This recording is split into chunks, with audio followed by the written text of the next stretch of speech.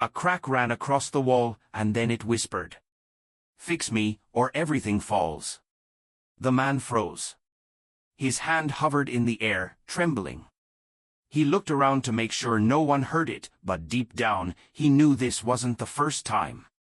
He had been hearing these voices for years. And tonight, they were louder than ever. Because something had finally decided it wouldn't be ignored anymore. In a glowing, cartoon-like town built on rolling hills, where lanterns floated like tiny suns and houses blinked like living creatures, there lived a landlord who was known for one thing: avoidance. He was charming, smiling, always calm. But he never fixed anything. The houses he owned weren't ordinary. Their doors sighed when tired. Their walls groaned when hurt. Windows flickered like worried eyes. And yet, he ignored all of it. Tomorrow, he would always say. A broken roof? Tomorrow. A leaking pipe? Tomorrow. A crying tenant? Tomorrow. At first, people believed him. Then they stopped asking.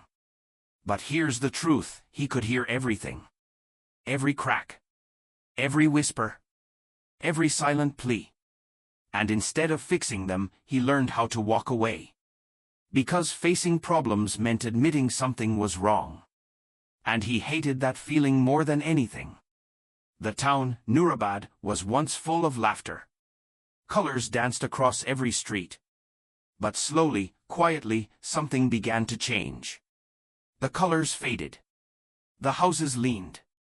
The air felt heavier.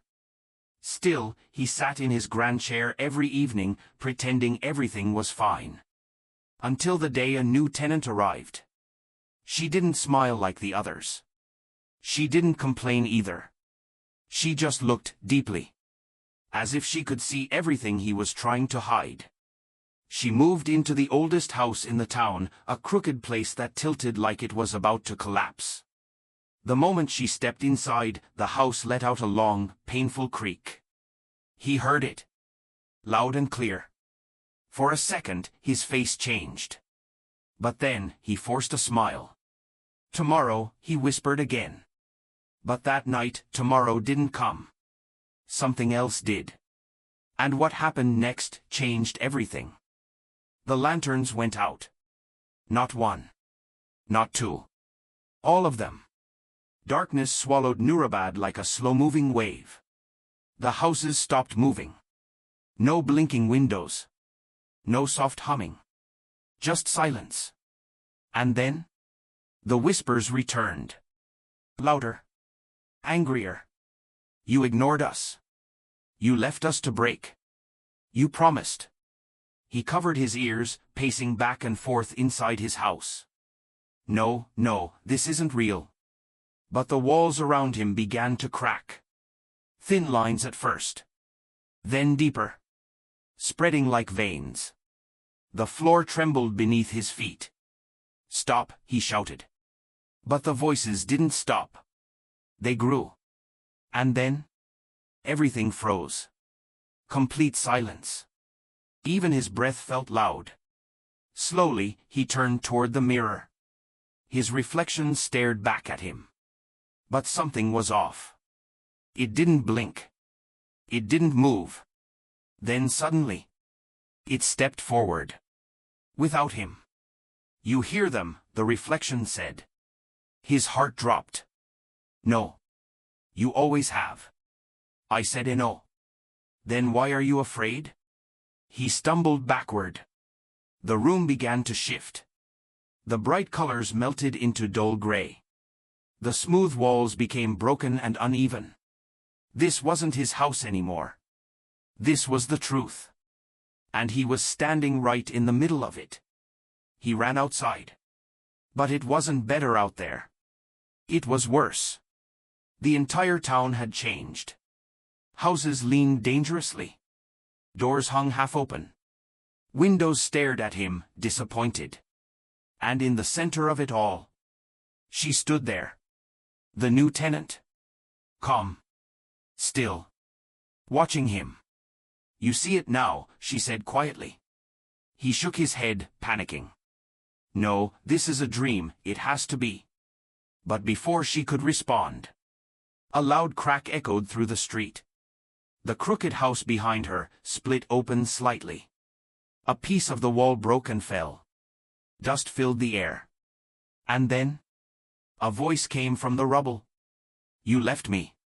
Another house spoke. Why didn't you help me? Then another.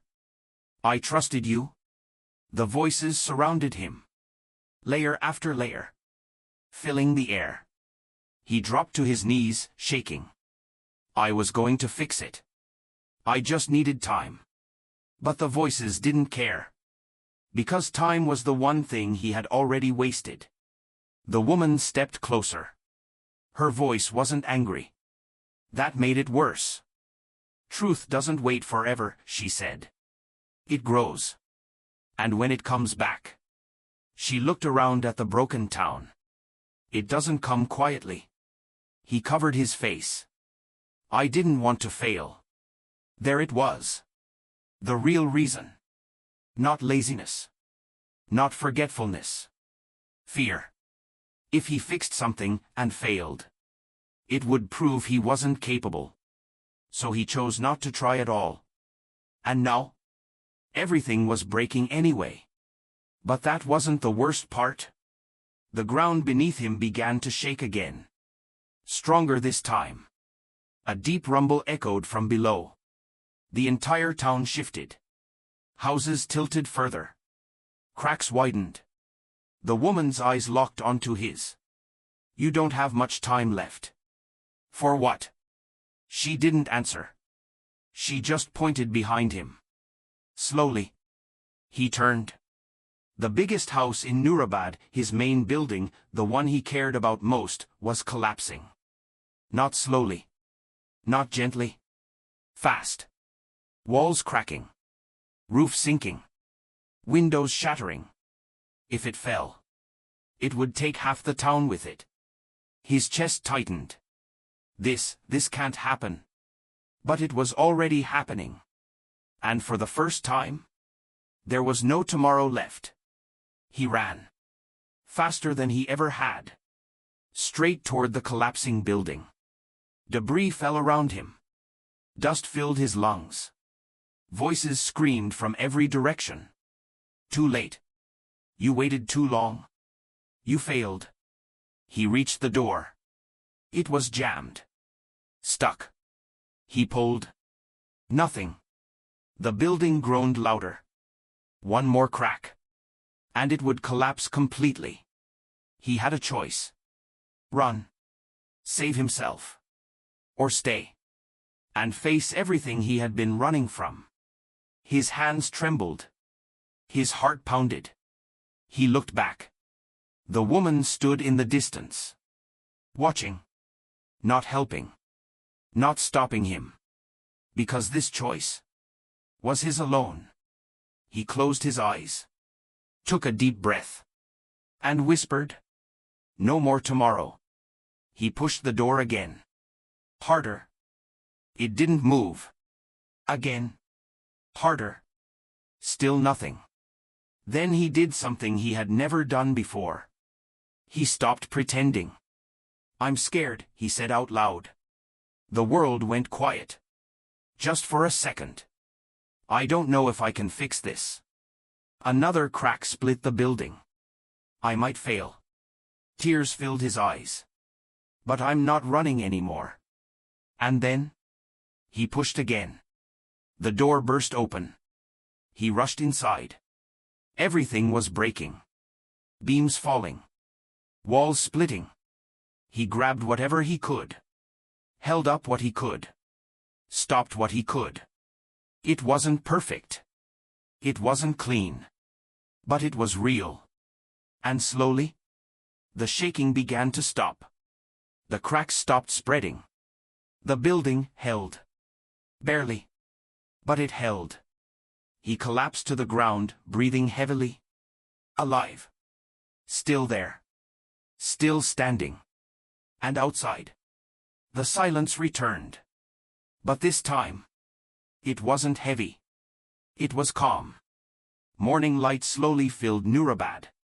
The colors hadn't fully returned. The houses were still damaged. But something had changed. The whispers were gone. He stepped outside. The woman stood waiting. "You faced it," she said. He nodded slowly. "I didn't fix everything. You weren't supposed to." He looked around at the town. Broken. But peaceful. "What matters," she continued, "is that you stopped running. For the first time." He smiled without pretending. Days passed. Then weeks. He worked every day. Fixing one thing at a time. Listening. Really listening. Not everything was perfect. Some things took longer. Some things failed. But he didn't hide anymore. And slowly, the town came back to life. Not as it was before, but better. Because this time, it was built on truth. And as the lanterns glowed once again, brighter than ever, he sat quietly, not in a grand chair, but on the ground, among the homes he once ignored. He looked at his reflection in a window. It matched him. No lies. No fear. Just honesty. Because in the end, the strongest people aren't the ones who never break. They're the ones who finally stop running and choose to face the truth.